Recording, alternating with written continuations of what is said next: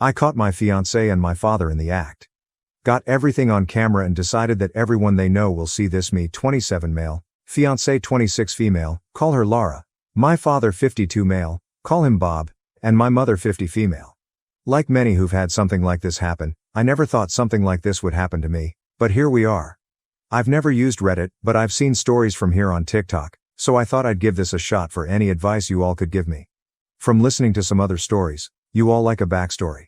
So I'll try and be as clear and precise as I can, but it's only been a week, so if I start to lose it during the telling of this, I'm sorry. Lara and I met in her freshman year of college. We were both dorming in the same building where we eventually met. We later found out we lived 2 towns away from each other, so whenever we went home, I let her drive with me. It was only added like 20 minutes, so it was no big deal.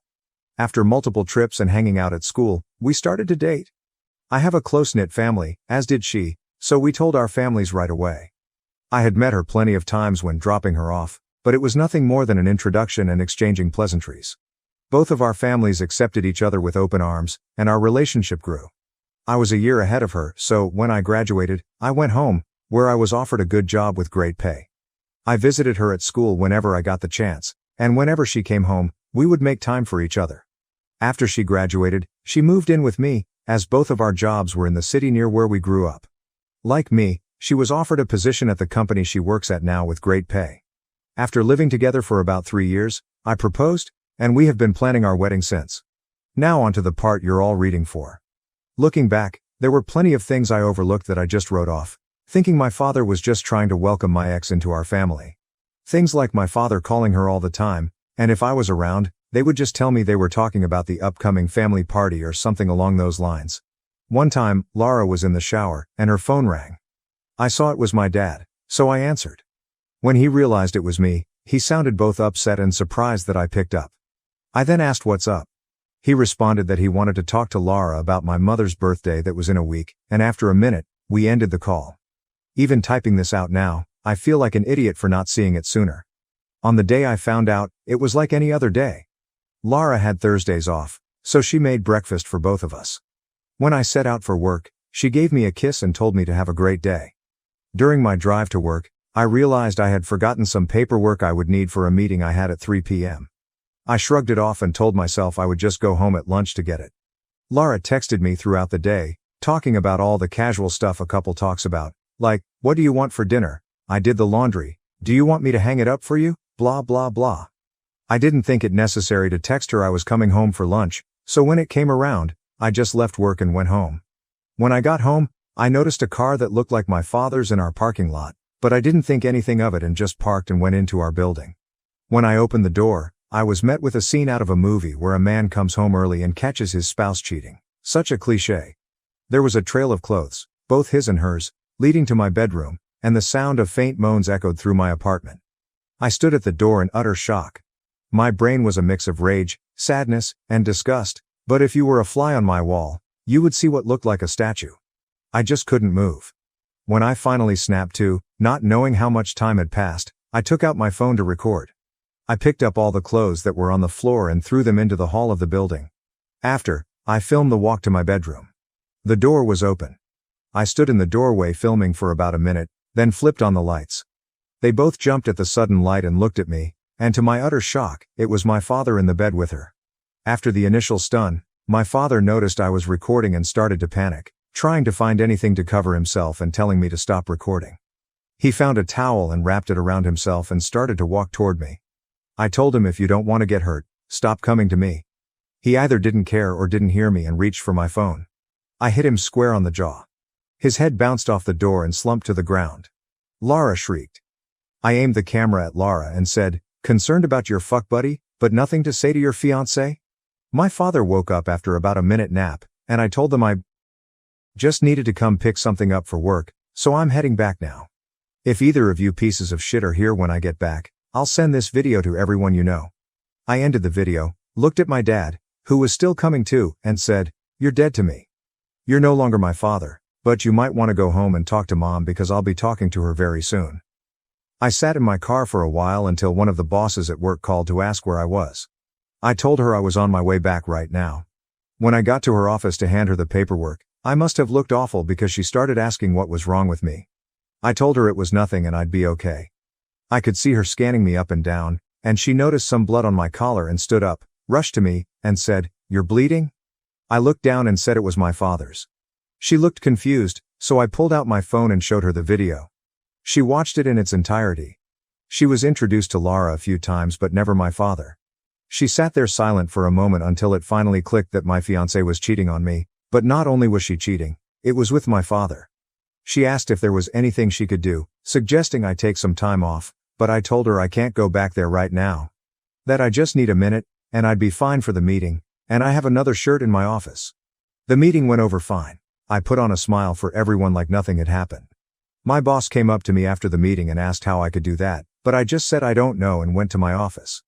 I then came home, and I was alone for the first time in a very long time. Thank you for reading.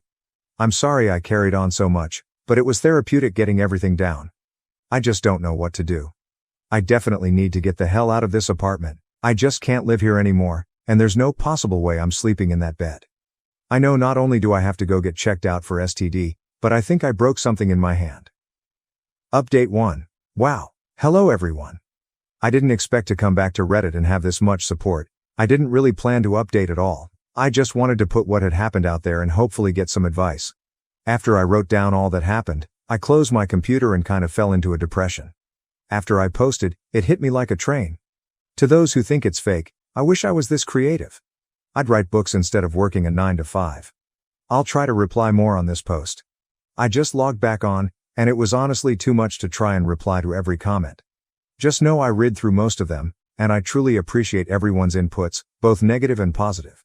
So, the day after I posted, I tried to get in contact with my mother, but none of my calls were connecting. I wanted to see if she would get lunch with me, and I'd tell her everything. After about a dozen tries, I decided to get into my car and go to my mother's house. She needed to know what happened as soon as possible, even if talking about it was going to make it hurt all over again. During the drive, I thought about what I would say and how I would say it.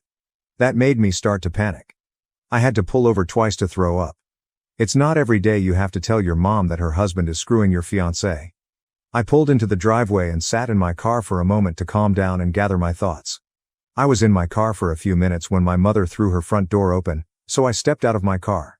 She started cursing at me, saying how dare I come to her home after I hit my father for trying to break up a fight between Lara and me. She called me every name in the book and called me an abuser.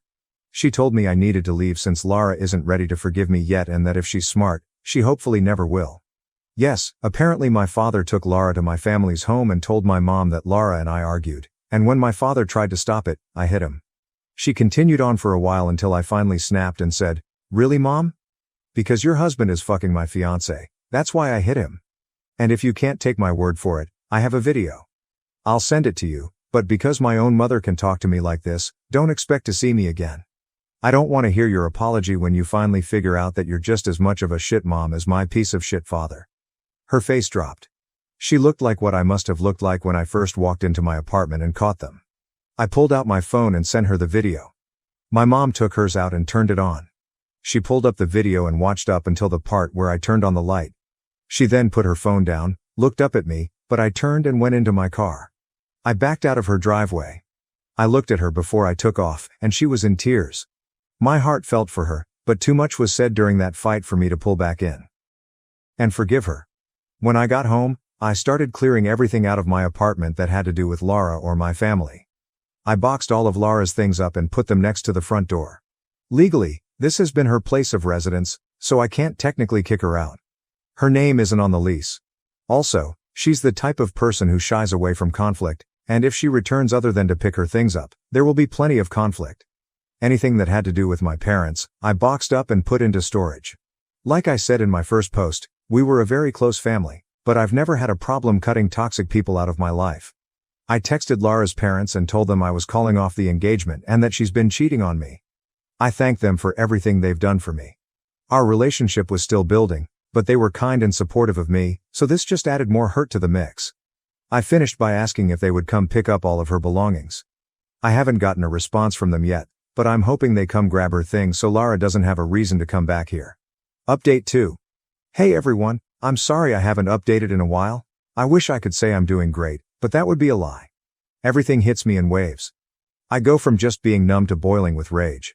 I haven't had a happy moment since I found out. Other than a few friends, I don't really have anyone in real life, especially since my family turned out to be shit. Quite a few things have happened since I posted last. It's been about a month, so this update will tell you all that's been going on. After my last post, I decided to get the ball rolling on everything that needed to be done, like getting tested, finding a therapist, moving, and of course, buying a new bed. I started by calling my doctor's office, telling them I needed to get tested and to refer me to a therapist. I had my first appointment with a therapist 2 weeks ago, and we decided to continue once a week. I also got tested last week, but it'll be another week or so until I get the results, so cross your fingers for me.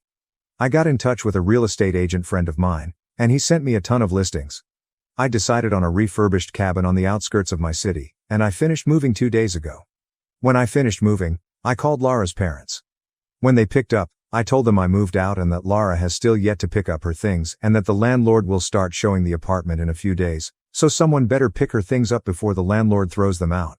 That must have lit a fire under them because the next day, my former landlord texted me, thanking me for getting the apartment emptied out. No one knows where I live now other than the friend who set me up with this place, so I know Lara or my parents won't be dropping by. The only thing that sucks about this place is I traded a 10-minute walk to work for a 45-minute drive. My phone has been blowing up with texts and calls from Lara, both my parents, and some of my friends, but I have no interest in talking to anyone other than my therapist. At work, I've been a ghost.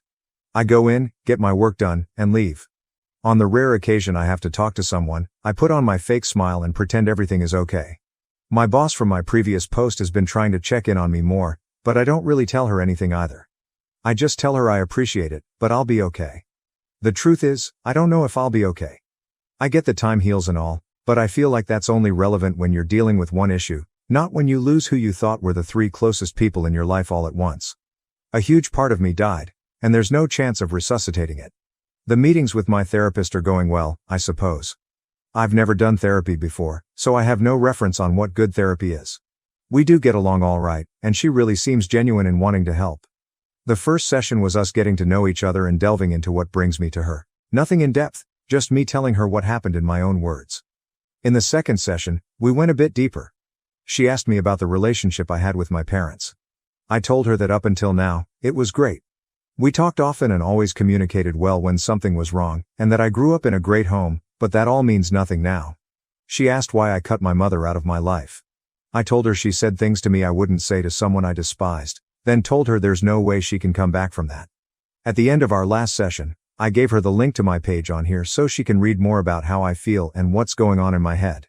I feel like it's easier to type things out than it is to speak them. So, if you're reading this, hi doc. For now, I'm still miserable. I thought I'd be okay by now, not necessarily happy, but okay. I know some of this is my own fault for not communicating with my friends, but when I think about responding to them, it just seems so exhausting. I know they'll want to get together or come to my new place, but I just don't have the energy to be around them. Until I do, I'll work, go to my appointments, and sit on my back deck sipping on some bottom shelf whiskey and try to enjoy this beautiful view. I haven't hunted since high school, so maybe I'll take that up again now that I can hunt from my back porch. Update 3. Hey everyone, sorry I've been MIA for a while now. I'm writing this update to let you all know I'm alive and to give you the lowdown on what's been happening as of late. First, I want to apologize to those who've worried about me the past few months. After my last post, I was nowhere near okay, so I pulled back from everything. I secluded myself in order to heal and cope with what is now my life. I want you to know every comment and message didn't fall on deaf ears. I took all of your positive feedback and advice and worked through my problems. So, to the people who've supported me through this, truly thank you. I can't stress it enough. When I was at the lowest I've ever been, it was internet strangers that were there for me, so again, thank you all. In my last post, I was doing things like getting tested for STD and trying to restart my life. I'm happy to inform you all that I am clean and couldn't be more relieved. I am fully moved into my new place. When I told you all about my new place, I mentioned it was a refurbished cabin. Well, I might have been a little generous. It was refurbished almost 25 to 30 years ago, so it was a bit dated. With all my newfound free time, I decided to actually refurbish it, and all that's left to do is paint the guest room I turned into an office. The only thing I didn't do myself was the electric and plumbing because I have no clue how to do it and have zero interest in being shocked or putting my hand in a shit-covered pipe. Doing all the work has been incredibly stress relieving and has helped me clear my head. I still see my therapist once a week. To all those who suggested it, you probably saved my life, so thank you. Being able to vent, get my frustrations out, and get the advice I need has been better than anything in my life, past or present. I'm still working at the same company. I've become more open with some of my coworkers that I'm closer with and my boss from my previous post, due to the advice from my therapist. Also, due to her and some of your advice, I've reached out to my friends and have slowly been reintegrating into the group again. Now, onto the update with what's been going on between my family and ex. I decided I was ready to have a talk with my mother, so a little over a month ago, I unblocked her on my phone and reached out. I called, and almost instantly, she picked up the phone. I could tell through the tone of her voice she was panicking. Eventually, after reassuring her it was me, I told her we should meet and talk. She agreed, and a day later, we met at a diner near her house. She was there before I was, and when she saw me, she started quietly sobbing. When I sat down, she apologized over and over again, telling me she could only take their word because she never thought them getting together would ever happen. I told her while I appreciate her apology, the things she said to me were despicable and something no mother should ever say to their child, and it showed me exactly what she thought of me. She cried harder and promised it's not true that when she was told I hit my father for no reason, she was so angry, and when I showed up to the house, she just let her anger take over. Not wanting to go back and forth with her, I decided to move on. I said, "Speaking of that piece of shit, what have you decided to do with him?" She told me they've been separated. She just kicked him out, since the day after I sent her the video, and she immediately found a lawyer. Then we moved on to my ex. She said that when I pulled away, she went back into the house and threw them both out. She was too disgusted to look at them. We talked for about an hour in total, and before I left, I told her I was at a dark point in my life, and because of the things she said to me, I didn't have my mother when I needed her. Because of that, I don't know if I could have her in my life. I then told her I'm willing to work on my relationship with her, but it will be at my pace. She stopped me before I could leave and told me she had to tell me something important. I sat back down, and she said Lara is pregnant. Lara apparently showed up to the house and told my mom. She said she didn't know if it's mine or my father's. Lara asked if I had been in touch so she could let me know. Obviously, she hasn't, so my mom just sent her on her way. Well, that's about it for the update. I have a lot on my mind, not sure what to do or feel. Thank you for reading, and sorry for rambling on and on.